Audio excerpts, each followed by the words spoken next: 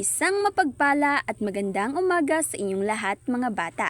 Ako ang inyong guro, Binibining Rayapel o Logroño. Ikinagagalak kong makasama kayo sa ating pagtatalakay ngayong araw. Siguraduhin kayo ay nasa isang tahimik na lugar at handang-handa na ang inyong mga sarili upang makinig at matuto sa ating bagong aralin. Bago tayo mag-umpisa, narito muna ang mga layunin na dapat nating makamit sa pagtatapos ng ating aralin. Una, makikilala ang na, nang at si bilang mga pang-angkop. Pangalawa, masasabi kung kailan dapat gamitin ang na, nang at si sa pangungusap. Panghuli, maunawaan ang kahalagahan ng pang-angkop sa wikang Filipino at wastong paggamit ng pang-angkop sa ating pakikipag-usap at pagsusulat. Ayan, narinig ninyo ang ating mga layunin sa araw na ito. Handa na ba kayo mga bata? Kung handang-handa na kayong makinig at matuto, magbigay nga kayo ng isang napakatamis na ngiti bilang sinyas na ikaw ay handa na. Ayan, mukhang handang-handa na nga ang lahat kaya dumako na tayo agad sa isang kapanapanabik na laro. Ang larong ito ay tinatawag nating pick to word. May dalawang larawan akong ipapakita sa inyo sa bawat slide. Ang gagawin ninyo ay pagsamahin o pagugnahin ang mga larawang ito sa inyong isip upang makabuo ng tamang salita o parirala. Tingnan natin ang ating halimbawa na nasa screen ngayon. Sa unang larawan ay may isang batang lalaki at sa ikalawang larawan naman ay may matabang figura. Kapag pinagsama natin ang dalawang larawang ito, ang mabubuo nating sagot ay batang mataba. Madali lang, di ba? Sabayan nyo akong suriin at hulaan ang mga susunod na slide. Dumako na tayo sa unang bilang. Mayroon tayong larawan ng dahon at larawan ng tuyo. Ano kaya ang mabubuo nating salita rito? Pag-isipan ninyo ng mabuti. Tama! Ang sagot ay dahong tuyo. Magaling! Napansin niyo ba ang titik G na idinugtong natin sa salitang dahon? Mamaya ay aalamin natin kung bakit natin ito inilagay. Para naman sa ikalawang bilang, may larawan ng isang masipag na tao at larawan ng mga mag-aaral. Subukang hulaan ang sagot. Mahusay! Ang tamang sagot ay masipag na mag-aaral. Ginamitan natin ito ng salitang na upang pag-ugnayin ang dalawang salita. Tingnan naman natin ang ikatlong bilang. May pintura na kulay pula at may larawan ng mata. Ano kaya ang mabubuo nating salita rito? Tama! Ang sagot ay pulang mata. Magaling! Idinikit naman natin ang titik nang sa dulo ng salitang pula. At para naman sa panghuling bilang, may isang masayang emoji at may larawan ng mukha ng isang tao. Ano naman ang mabubuong salita rito? Tumpak! Ito ay masayang mukha. Nilagyan din natin ng sa dulo ng salitang masaya upang maging suwabe pakinggan. Ano ang inyong napansin sa mga nabuo nating salita, mga bata? Tama, ginamitan natin ang mga ito ng mga katagang na, nang at si upang pag-ugnayin ang dalawang magkaibang salita. At iyan nga ang ating paksang tatalakayin ngayon, ang pang-angkop. Sabayan ninyo akong basahin ang kahulugan nito na makikita ninyo sa inyong screen. Ang pangangkop ay mga katagang nag-uugnay sa panuring at salitang tinuturingan upang mapaganda at mapadulas ang bigkas ng mga salita. Upang mas madali ninyong maunawaan, may gagamitin tayong analohiya o halimbawa sa totoong buhay. Isipin ninyo ang inyong sapatos at inyong paa. Kung kayo ay maglalakad o tatakbo ng walang medyas, hindi ba't masakit at magaspang ito sa paa? Ang pang-angkop ay parang medyas. Sila ang nagpapatulas at nagsisilbing tagapag-ugnay sa pagitan ng dalawang salita para maging komportable at masarap pakinggan sa ating tainga. Ngayon naman ay talakayin natin ang tatlong uri ng pang-angkop. Unahin natin ang pang-angkop na na. Basahin natin ang tuntunin nito na nasa screen. Ang pangangkop na na ay ginagamit kapag ang sinusundan na salita ay nagtatapos sa katinig, maliban sa titik na N. Halimbawa, maliit na lapis. Tandaan, kapag ang unang salita ay nagtatapos sa katinig, hiwalay nating isinusulat ang salitang na. Ngunit tandaan na may exemption ito, maliban sa titik na N. Halimbawa, kung ang unang salita ay masipag at ang kasunod na salita ay mag-aaral.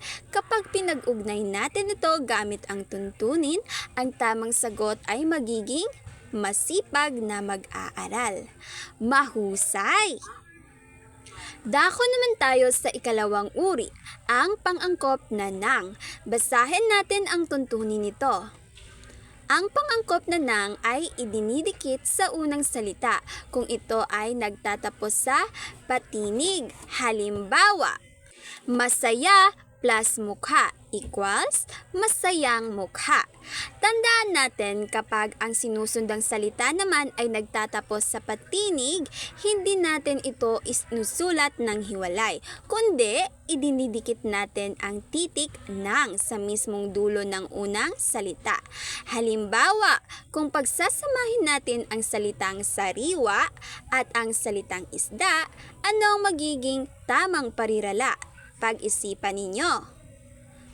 Tama, ang sagot ay sariwang isda dahil idinikit natin ang nang sa salitang sariwa. Napakagaling! At ang huling uri ay ang pang-angkop na G. Sabay-sabay nating basahin ang huling tuntunin na nasa screen. Ang pangangkop na G ay idinidikit sa unang salita kung ito ay nagtatapos sa titik N. Halimbawa, dahon plus tuyo equals dahong tuyo. Tumpak! Kapag ang salita naman ay nagtatapos mismo sa titik N, idinidikit lang ang titik G sa dulo nito upang maging mas suwabe ang bigkas. Para sa ating pagsasanay, kung pagsasamahin naman natin ang salitang bayan at ang salitang maganda, ano ang magiging sagot natin? Isipin ninyo. Napakahusay! Ang tamang sagot ay bayang maganda dahil nilagyan natin ng titik G ang dulo ng salitang bayan. Naintindihan ba ng mabuti ang ating aralin tungkol sa pang-angkop na nanang at G? Kung naintindihan ng lahat, magpatuloy na tayo sa ating maikling pagsasanay. Upang malaman ko kung talagang naintindihan ninyo ang ating talakayan, may pasasagutan ako sa inyo. Narito ang ating panuto. Suriin ang dalawang salita sa bawat bilang. Sabihin lamang kung anong pang-angkop ang dapat gamitin upang mapag-ugnay ang mga ito. Titingnan natin ang bawat bilang sa screen at ibibigay ko ang tamang sagot pagkatapos ng ilang segundo.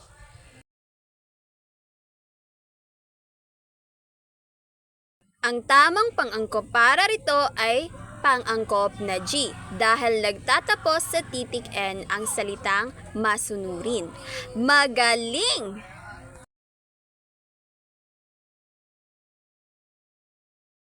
Ang sagot naman dito ay dahong luntian dahil nagtatapos din ito sa titik N. Mahusay!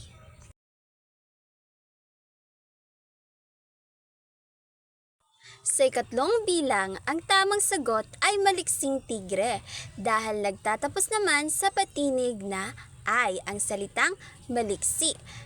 Tama!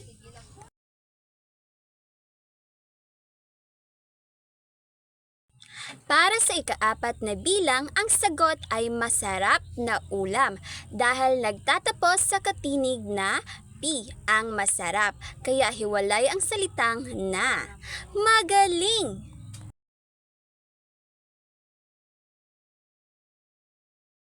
At para sa huling bilang, ang tamang pang-angkop ay pang-angkop na nang dahil nagtatapos sa patinig na A ay salitang maalaga.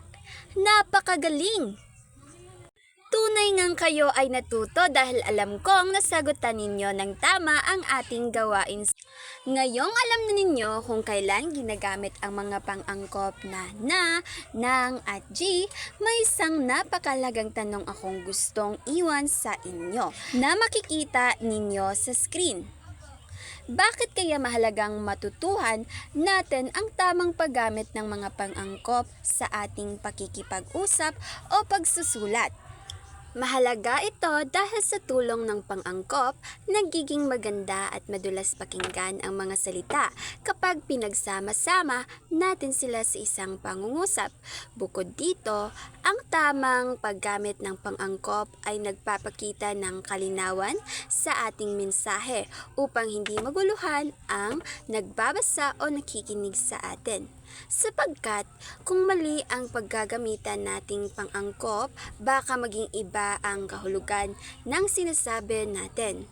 Katulad din sa totoong buhay, mahalaga na ang ating mga sinasabi at ginagawa ay magkaangkop o nagtutugma. Kung paano natin pinag-uugnay ng tama ang mga salita, dapat ay ganito rin natin pinag-uugnay ng may pagmamahal at respeto ang ating pakikitungo sa ating kapwa.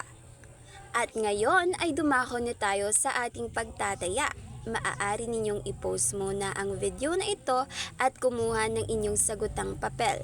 Basahin ninyo ang mga parirala at tukuyin ninyo ang tamang pang-angkop na dapat gamitin sa bawat patlang. Isulat lamang ang letra ng tamang sagot sa inyong papel. Kung handa na kayo, simulan na natin ang pasulit.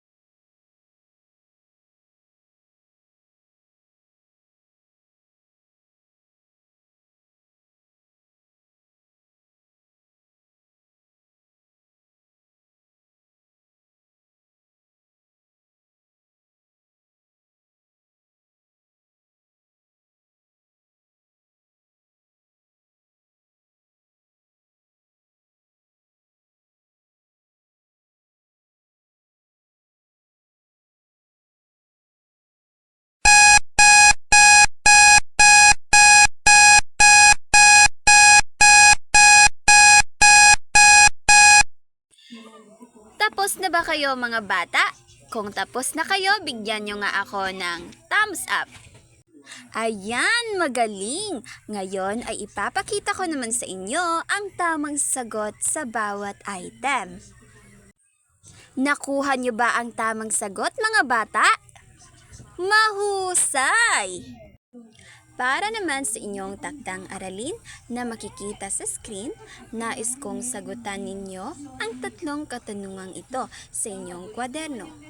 Maari ninyo itong kopyahin o screenshot upang inyong maging gabay. Ihanda ang inyong mga sarili sa pagbabahagi ng inyong mga sagot sa susunod nating pagkikita. Balikan natin sa huling pagkakataon ang kabuuan ng ating aralin para sa ating paglalahad. Ang pang-angkop ay isang bahagi ng pananalita na ginagamit upang pag-ugnayin ang mga salita, upang maging madulas ang pagbigkas ng mga ito. Ito ay may tatlong uri, ang na, ng, at G. Ginagamit ang pang-angkop na kapag ang sinusundang salita ay nagtatapos sa titik katinig, maliban sa titik N. Samantala, ang pang-angkop na ng naman ay ginagamit kung ang sinusundang salita ay nagtatapos sa titik patinig. At panghuli, ginagamit ang pang-angkop na G kapag ang salita ay nagtatapos mismo sa titik N, kung saan ikinakabit ito sa dulo ng salita upang maging mas suwabe ang daloy ng pangungusap. Sa pangkalahatan, ang wastong paggamit ng mga pang-angkop na ito ay nagbibigay ng ganda at tulas sa ating wikang Filipino. Dito nagtatapos ang ating makahulugang talakayan para sa araw na ito. Maraming salamat sa inyong panunood at pakikinig, Baitang 6. Mag-aral ng mabuti, manatiling ligtas at pagpalain kayo ng may kapal. Paalam sa inyong lahat!